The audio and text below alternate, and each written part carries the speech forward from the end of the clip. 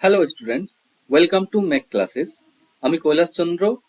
আজ আবার একটা নতুন ভিডিও নিয়ে এসেছি, যেখানে নবম শ্রেণীর পঞ্চম অধ্যায়ের কোষে দেখি 5.4 এর অঙ্ক করব।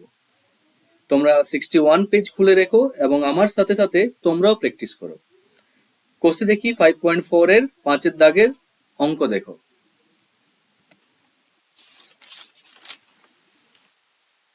এখানে আমরা প্রথম অঙ্ক দেখি, যেখানে রয়েছে প্রথম সমীকরণ 3x - 2y = 2 এবং দ্বিতীয় সমীকরণ 7x + 3y = 43।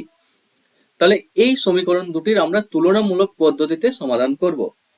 তাহলে আমরা প্রথম কি করব, প্রথম সমীকরণকে 1 নম্বর সমীকরণ নাম দিই। আমরা নিচে লিখি 3x - 2y = 2 এবং একে 1 নম্বর সমীকরণ নাম দিই, এবং দ্বিতীয় সমীকরণ 7x + 3y = 43 একে 2 নম্বর সমীকরণ নাম দিই। তাহলে এরপর আমাদের কাজ কি?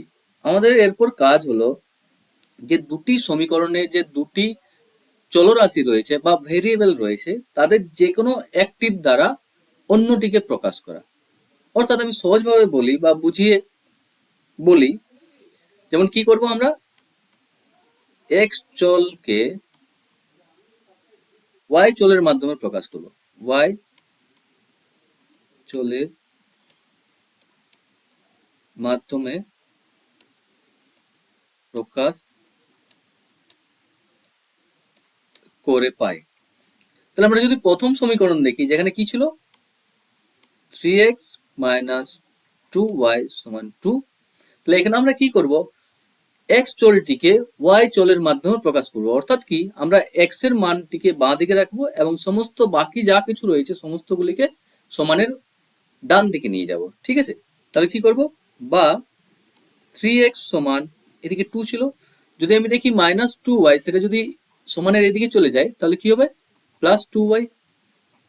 ওকে, এরপর কি করব, তাহলে x সমান কত হবে, 2 + 2y বাই কত, 3। x এর সাথে গুণ ছিল এখানে 3, সেখানে এখানে 3 এলে কি হবে, 3 ডিভাইড বাই হবে বা ভাগ হয়ে যাবে। 3 কি হবে, x এর সাথে এখানে ভাগ হয়ে যাবে।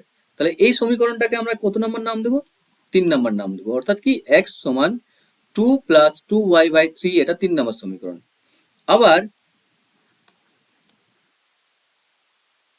দ্বিতীয় সমীকরণ যদি দেখি, 7x + 3y = 43, সেখানেও সেম আমরা কি করব, যে x এর মান বার করব। ঠিক, তাহলে বা কি করব, 7x = 43 - 3y, যেহেতু 3y এদিকে প্লাস ছিল তাহলে এদিকে এলে কি হবে, মাইনাস হবে।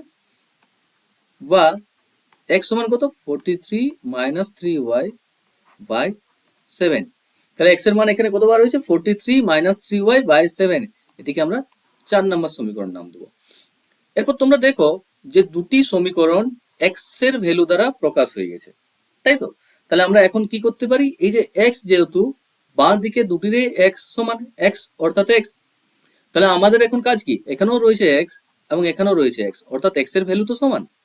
তাহলে আমরা যদি x এর এই যে 3 নম্বর সমীকরণের ডান দিক এবং 4 নম্বর সমীকরণের ডান দিক, এই দুটো দিক যদি আমরা সমান করে দিই, তাহলে এটিকেই বলে তুলনামূলক পদ্ধতি। তার মানে কি, x এর 3 নম্বর সমীকরণে যা ভ্যালু রয়েছে, অর্থাৎ কি 2 + 2y/3, এবং 4 নম্বর সমীকরণে যা ভ্যালু রয়েছে 43 - 3y/7, এই দুটিকে কি করব, আমরা এখন সমান করে দেবো। তাহলে আমরা কি লিখছি, যে যেহেতু 3 নম্বর ও 3 নম্বরকে গোল করে দিই, ও 4 নম্বর সমীকরণের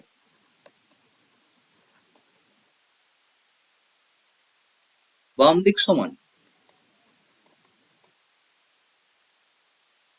সমান সমান বলতে কি, যেহেতু বাম দিকে দুটিরই x রয়েছে, তাই কি করব আমরা, অতএব 3 নম্বর ও 4 নম্বর সমীকরণ দুটি তুলনা করে পাই।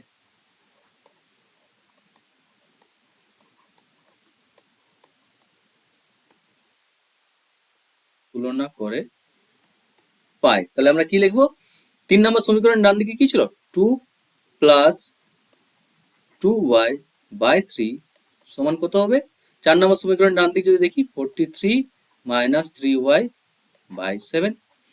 তাহলে এখান থেকে আমাদের কি করতে হবে, y এর মান বার হবে সমাধান করলে।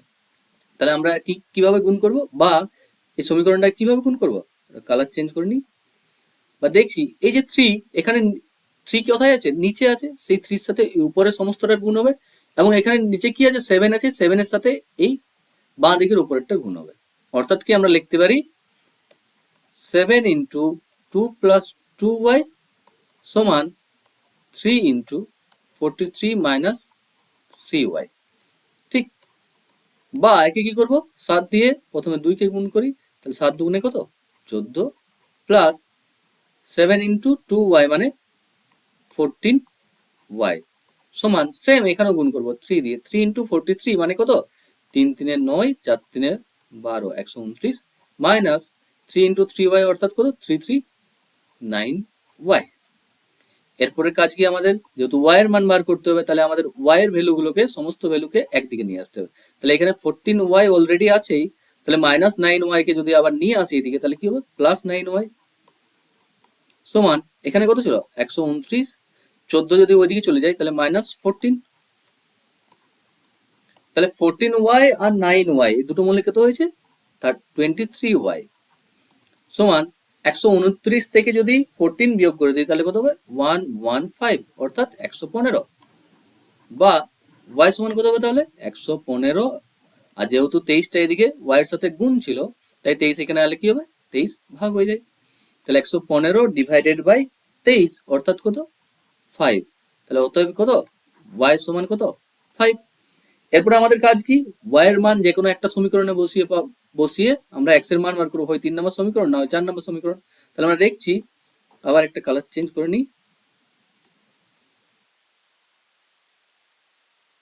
y এর মান 3 নম্বর সমীকরণে বসিয়ে পাই। তাহলে 3 নম্বর সমীকরণে কি ছিল, x সমান 2 প্লাস 2y, তাহলে 2 ইন্টু 5, y এর মান যেহেতু 5 ডিভাইডেড বাই কত, 3, তাহলে সমান কত হবে,